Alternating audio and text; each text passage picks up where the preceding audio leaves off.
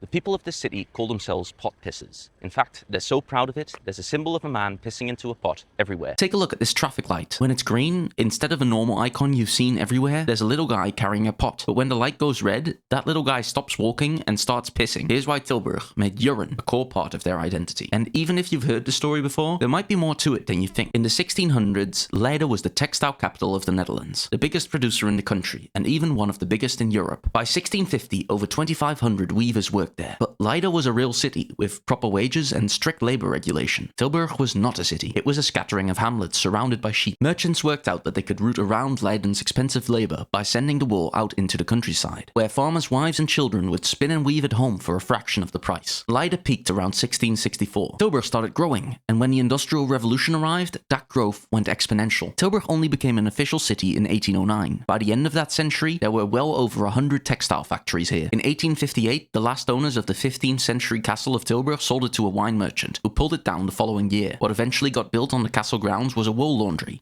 Behind me now is the textile museum, which was built into one of the old factories.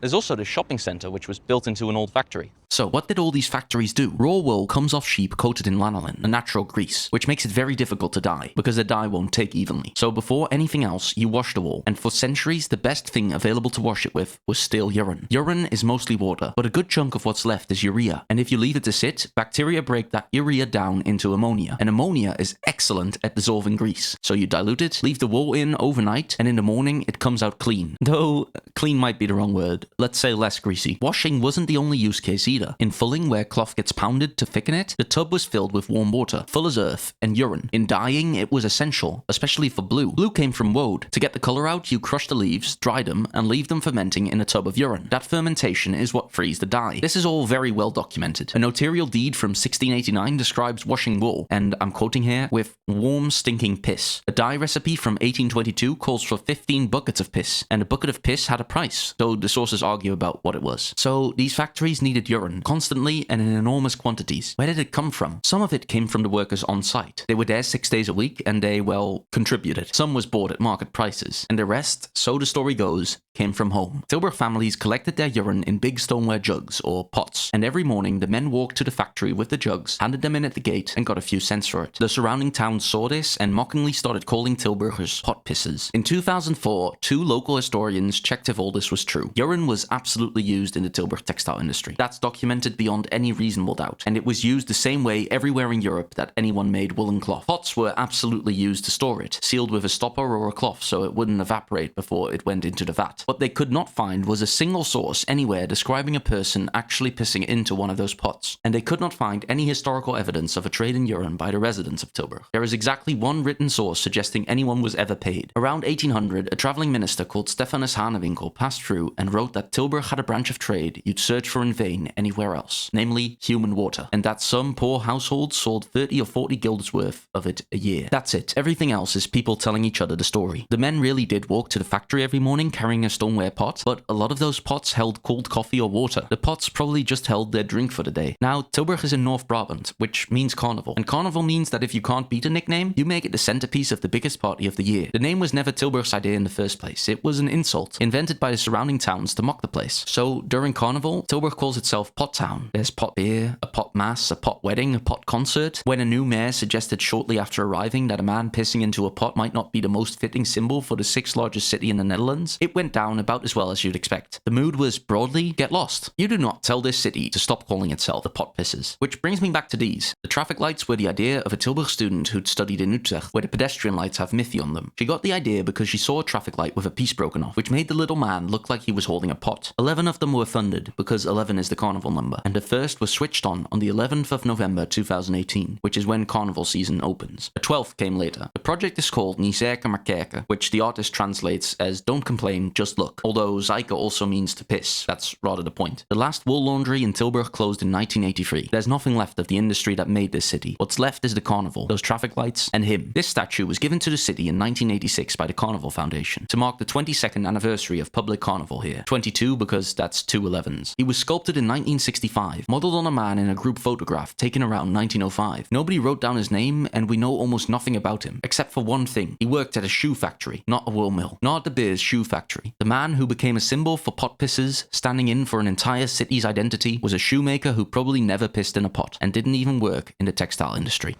By now, you should have somehow realized what you gotta do. I don't believe that anybody feels the way I do about you.